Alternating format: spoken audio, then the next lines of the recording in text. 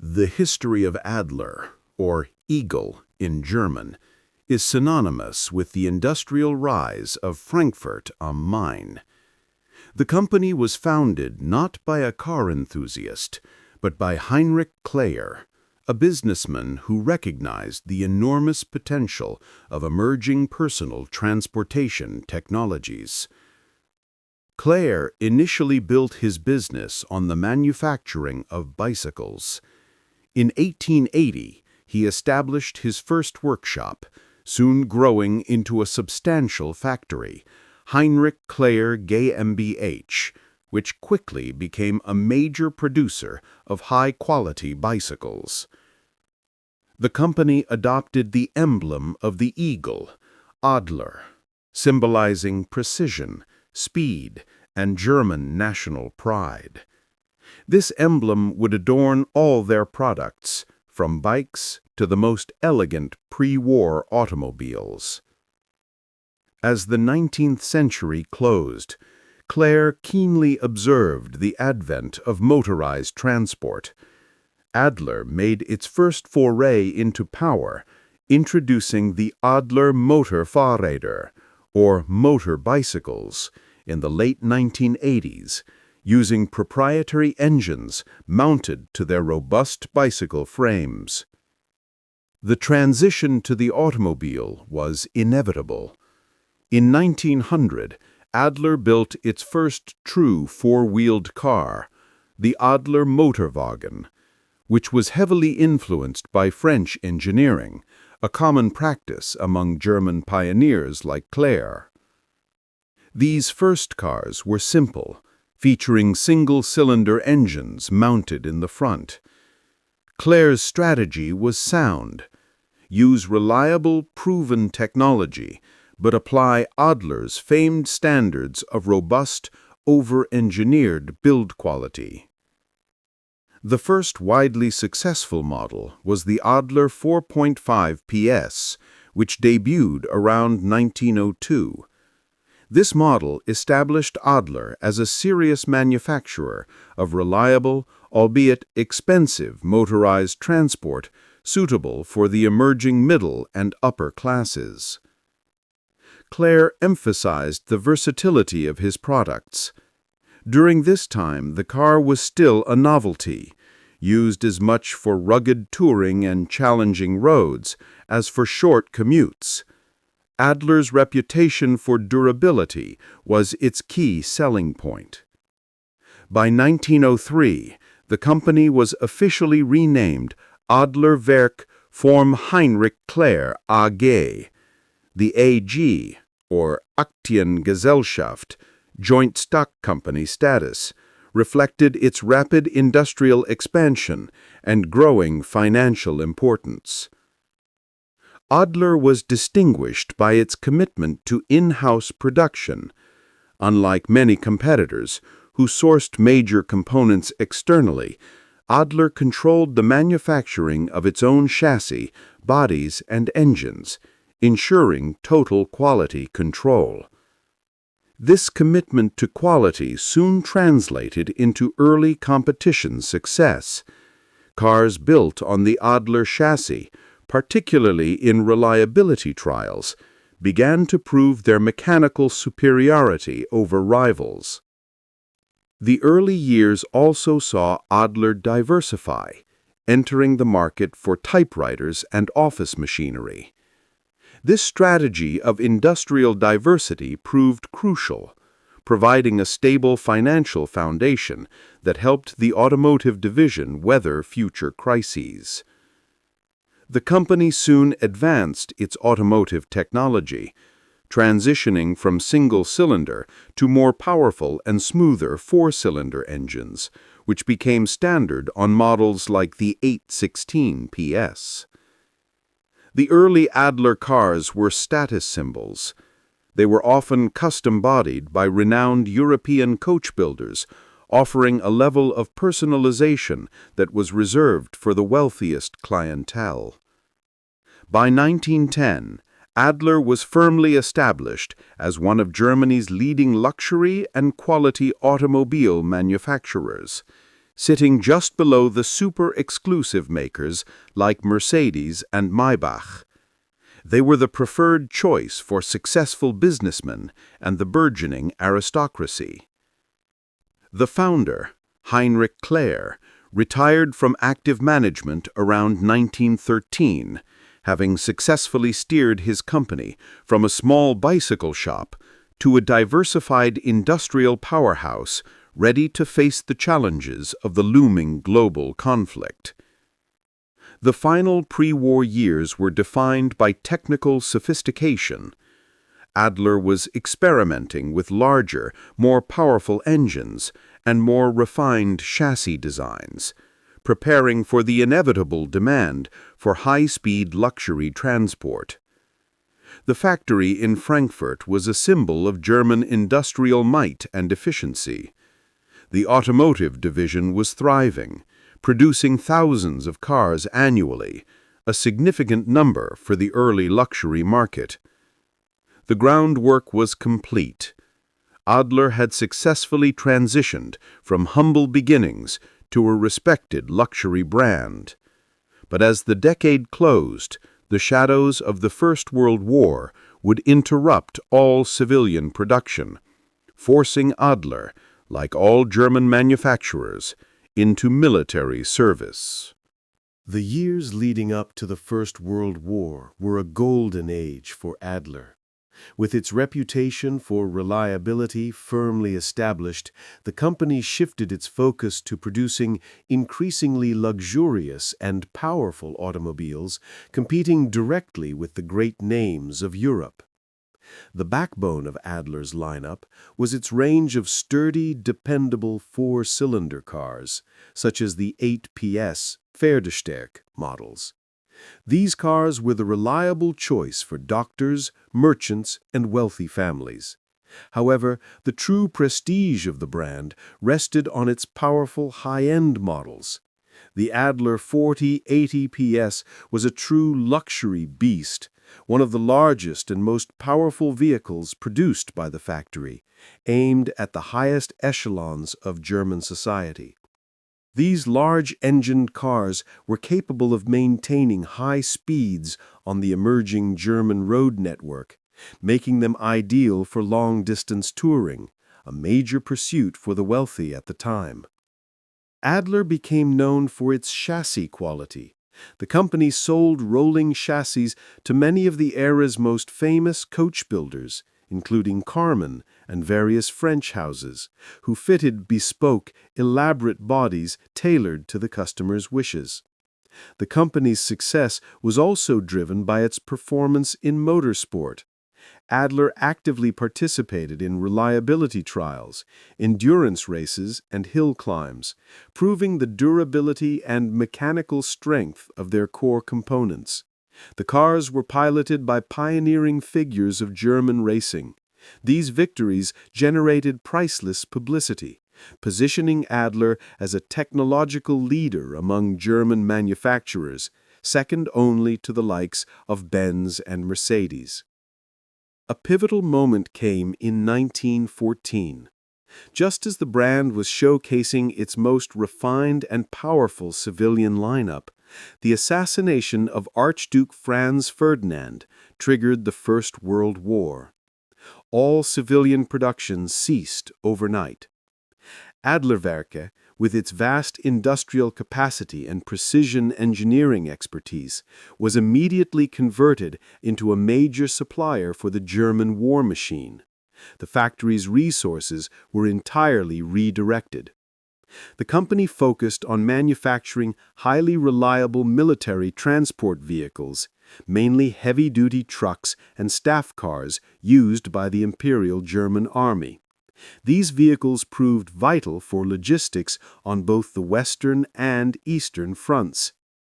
More crucially, Adler utilized its precision capabilities, originally developed for bicycles and typewriters, to manufacture essential military hardware, including aircraft engines and components for artillery and small arms.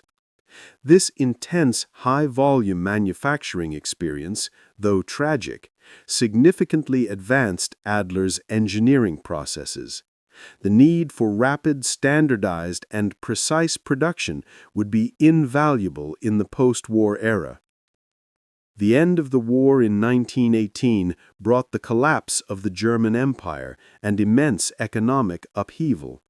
The Treaty of Versailles imposed severe restrictions on German industry, particularly on the production of military and aviation equipment. Adler faced a monumental task, pivoting back to civilian life, dealing with economic depression and retooling factories geared for military production to once again create luxury cars and typewriters. It benefited from its industrial diversification.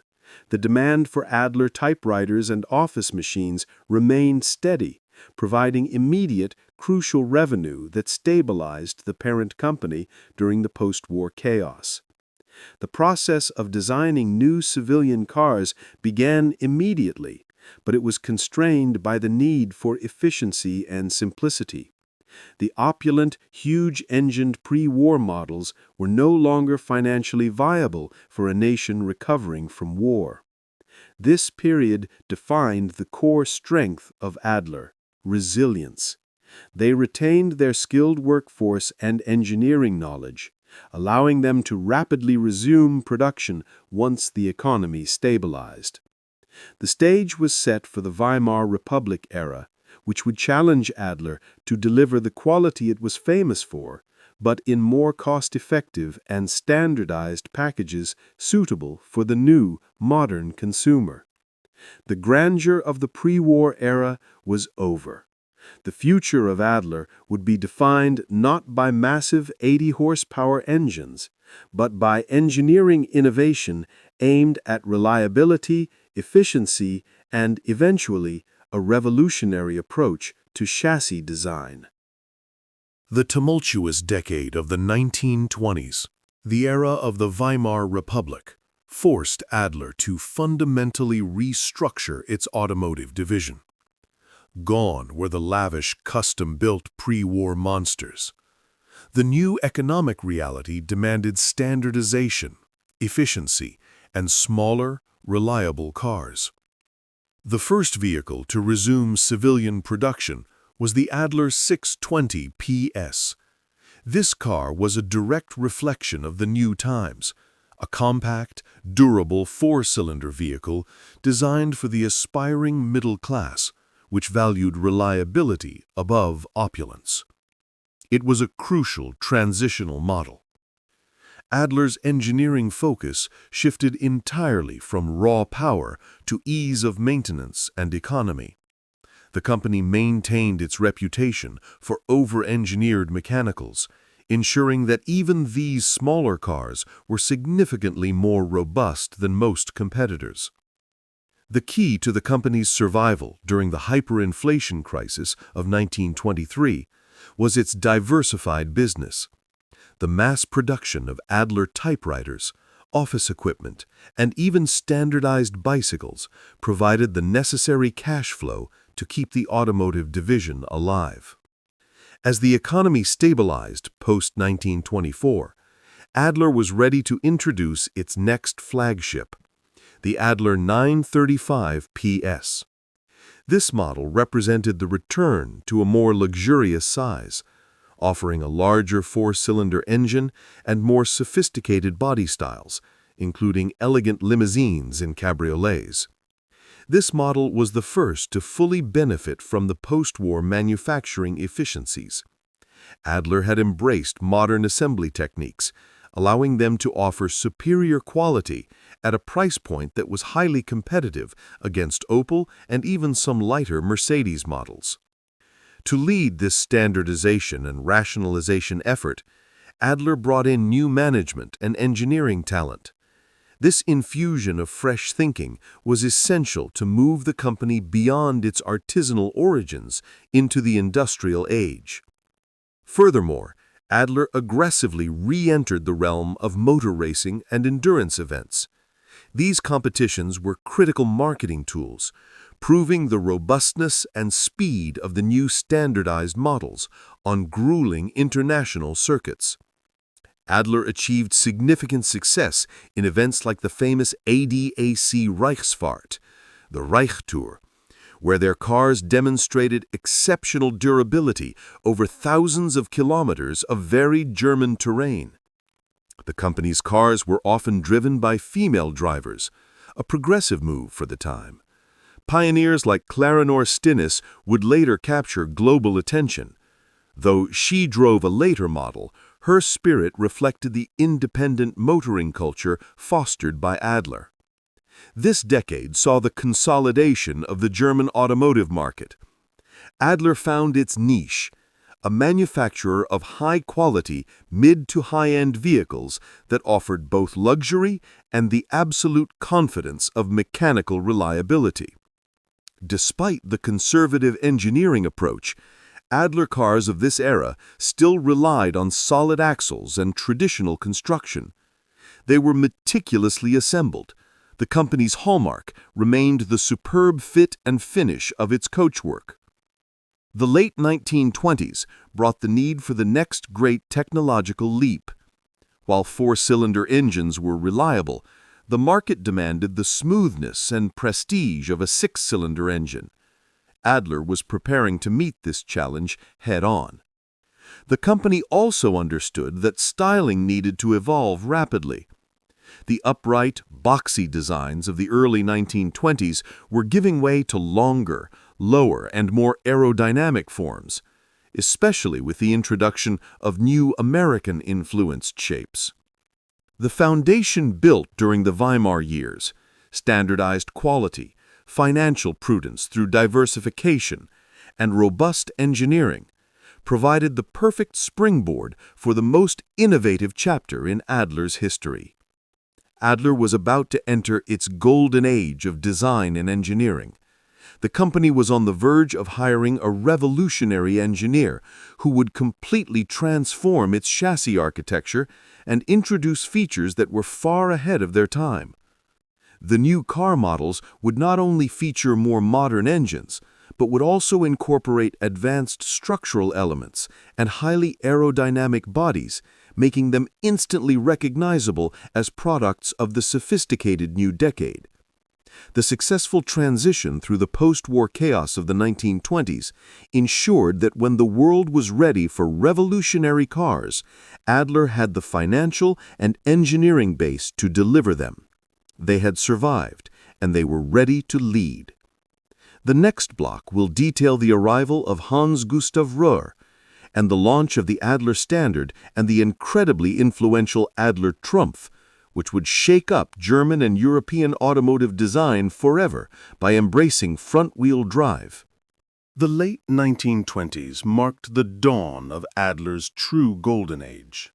The company made a pivotal decision to move away from conservative engineering. This revolution was driven by the arrival of two visionary minds who would redefine German motoring: Hans Gustav Röhr and the embrace of radical new technology. Röhr, a brilliant and often unconventional engineer, joined Adler in 1930. He immediately championed modern design and structural integrity, arguing that the future of motoring lay in low-slung, aerodynamically efficient cars built around a rigid, centralized chassis. The first fruit of this new philosophy was the Adler Standard 6, launched in 1927. Before Röhr's arrival, it was already a significant leap forward, utilizing a modern, powerful six-cylinder engine, a necessity for any luxury brand of the era. The Standard 6 was immediately recognized for its robust construction. It was one of the first German cars to use a central tube chassis design, a precursor to later structures, offering greater rigidity and better handling than the traditional ladder frame. However, the true technical revolution was yet to come. In 1932, Röhr fully unleashed his engineering vision with the introduction of the Adler Trumpf, Triumph. This model was not just a new car, it was a manifesto for the modern automobile. The Trumpf was revolutionary because it was built around a front-wheel drive (FWD) system. While DKW had toyed with FWD, Adler was the first major German manufacturer to successfully apply this complex technology to a mass-produced car. Why front-wheel drive? Röhr understood that FWD allowed for a low, flat floor, maximizing interior space and passenger comfort by eliminating the intrusive drive shaft tunnel. This was a radical concept that dramatically improved packaging. The Trumpf was compact, yet felt spacious inside.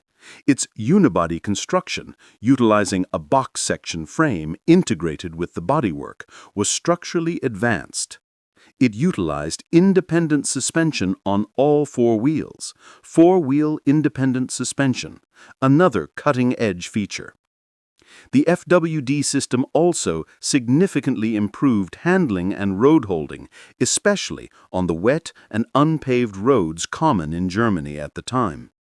The Trumpf was safer and more predictable than its rear-wheel drive competitors. The engine, a four-cylinder unit in the initial 1.5-liter Trumpf, was mounted longitudinally, driving the front wheels through a gearbox positioned ahead of the differential. This compact, efficient packaging was a triumph of engineering simplicity. The success of the Trumpf was immediate. It was seen as the smart, modern choice. Its blend of high technology, usability, and attractive, low-slung design helped Adler weather the Great Depression far better than many of its rivals. The design was equally forward-thinking. In an era still dominated by vertical, square bodies, the Trumpf was sleek and low. Its aesthetic was clean, aerodynamic, and distinctly European. It was the car of the future, today. The influence of the Trumpf on later automotive design, particularly in France with Citroën and in Germany with later FWD manufacturers, cannot be overstated. Adler was setting the standard for functional, modern chassis architecture. Adler soon applied this FWD technology to a slightly larger car, the Adler Trumpf Jr. This smaller, more affordable version brought the cutting-edge benefits of FWD to a wider, mass-market audience in Germany. Meanwhile, the original standard platform also evolved. The Adler Standard 8 was introduced to meet the demand for high-end luxury, utilizing a large, smooth, straight-8 engine and sophisticated coachwork. These large standard models often featured aerodynamic styling from renowned designers like Hermann Ahrens, who later worked for Daimler-Benz, solidifying Adler's commitment to aesthetically modern, high-speed travel. Adler further demonstrated the toughness of the Trumpf by entering it into major rally and endurance events. The most famous achievement was the Liège-Rome-Liège Rally, where the front-wheel drive Trumpf excelled on the mountain passes. The company often marketed the FWD system's safety and stability, showcasing the car's ability to handle tough conditions where traditional rear-wheel drive cars would lose traction and control. The Eagle had truly learned to fly low and fast. By the mid-1930s, Adler had achieved a perfect balance. The technologically conservative but prestigious standard models for the luxury market, and the revolutionary FWD-based Trumpf models for the mass market. This duality defined their success, setting the stage for one final, beautiful, and powerful design that would become the pinnacle of pre-war engineering. The late 1930s represented the absolute pinnacle of Adler's design and engineering prowess. Having proven the viability of front-wheel drive and modern chassis design with the Trumpf, the company set out to build a true high-speed luxury car for Germany's expanding Autobahn network. This ambition materialized in 1937 with the legendary Adler 2.5-liter Autobahn Type 10. It was a stylistic triumph, featuring a sleek, fully enclosed body designed by the chief stylist, Karl Jentsch, with strong influences from the emerging science of aerodynamics. The car was breathtakingly modern. Its integrated headlamps, curved split windshield, and tapering tail reduced drag significantly. It was a direct response to cars like the Mercedes 170h and the Hanomag Stromlinien, but with Adler's unique FWD technology. The 2.5-liter Autobahn utilized the proven front-wheel drive chassis architecture from the Trumpf, but scaled up to accommodate a larger, more powerful 2.5-liter inline-six engine. This combination provided outstanding high-speed stability. The six-cylinder engine, though technically conventional, was impeccably engineered. The car was capable of speeds approaching 130 kilometers per hour, making it one of the most comfortable and capable long-distance cruisers on the newly completed German highways.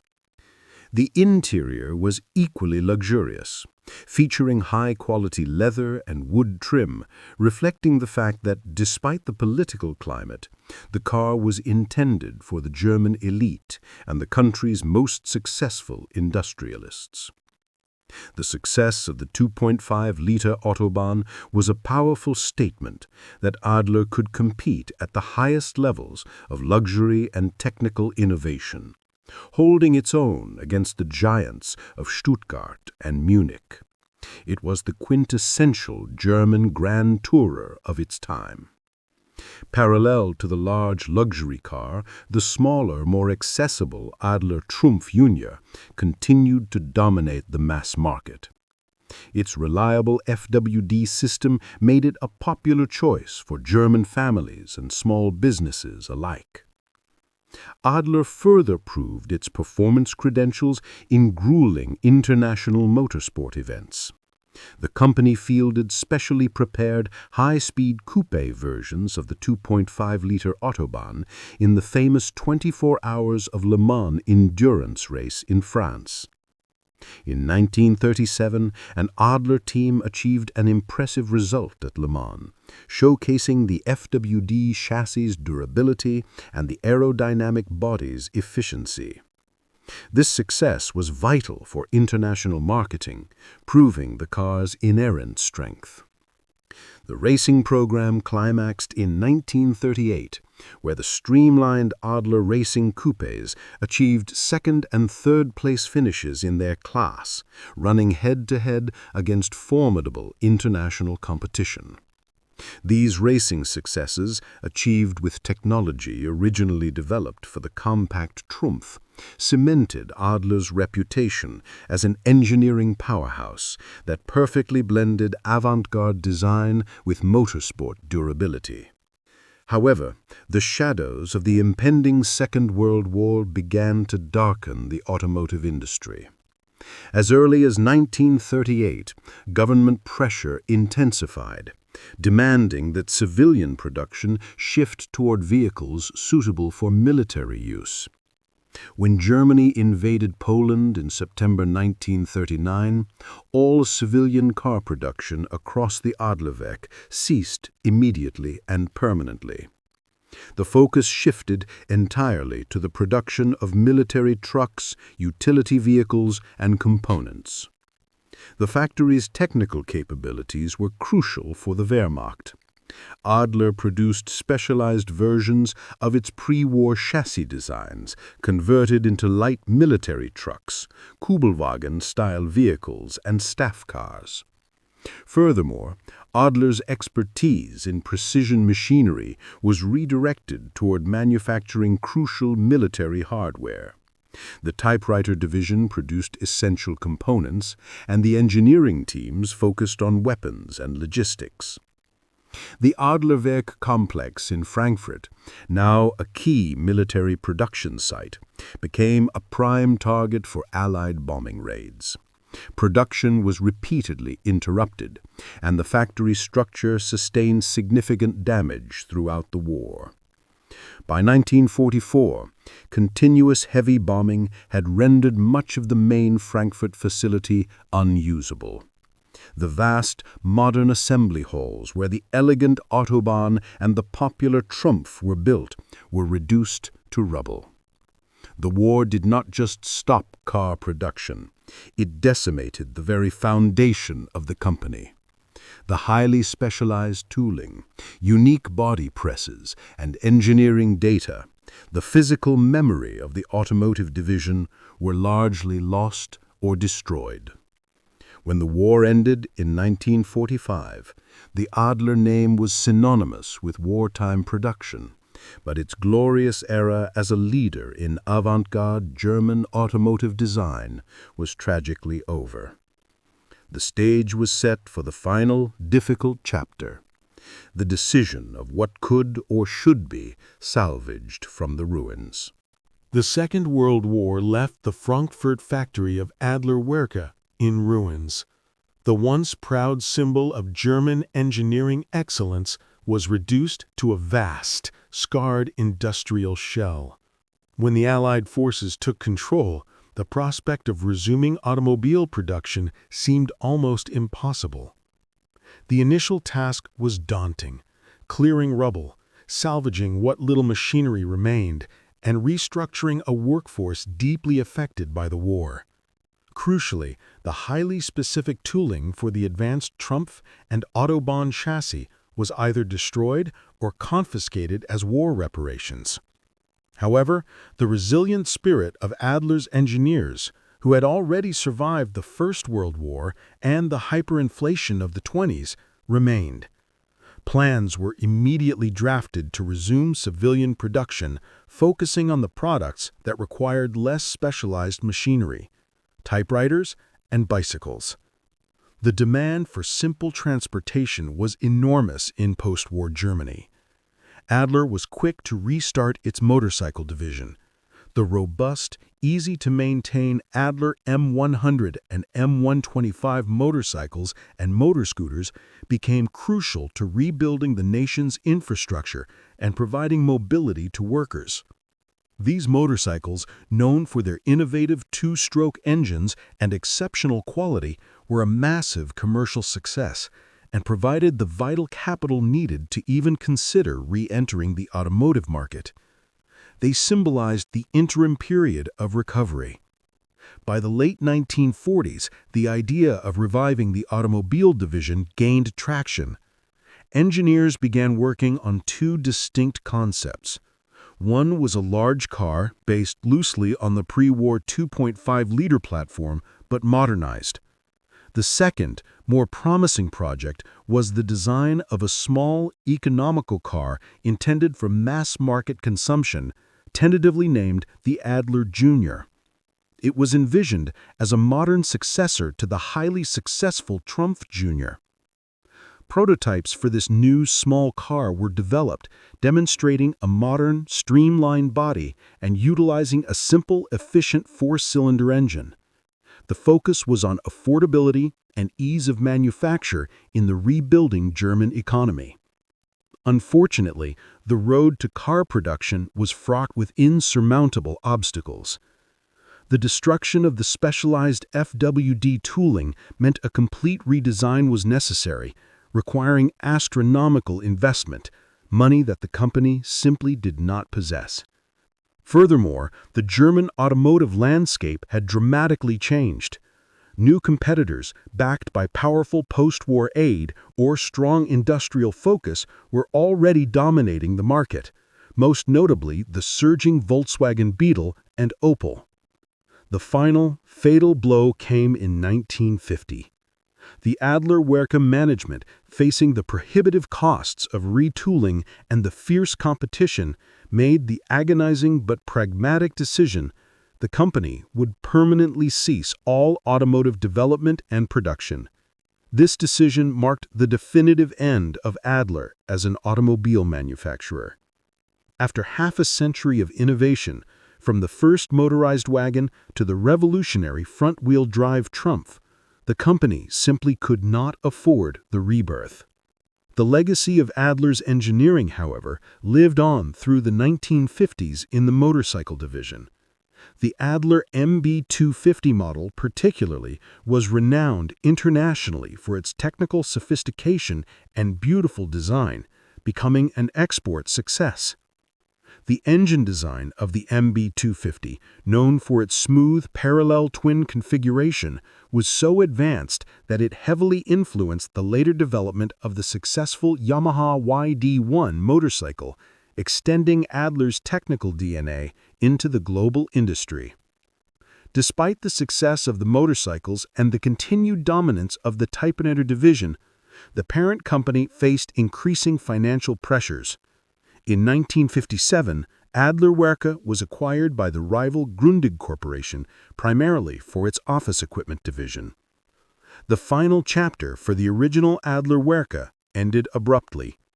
The remaining industrial assets, including the motorcycle and typewriter divisions, were later absorbed by other conglomerates. The automobile nameplate faded entirely into history. Yet the technological contribution of Adler remains undeniable. The Adler Trumpf models stand as monumental examples of pre-war German engineering, pioneering front-wheel drive and independent suspension decades before they became commonplace globally. The sleek, aerodynamic designs of the 2.5-liter Autobahn continue to be celebrated by historians as some of the most beautiful and futuristic cars ever built in Germany, embodying the speed and style of the interwar period. Today, the name Adler survives primarily through its collectible typewriters and vintage motorcycles. The automobiles themselves are highly prized museum pieces and collector's items, quiet reminders of a company that dared to innovate. The history of Adler is a testament to German resilience and technical brilliance, tragically cut short by war.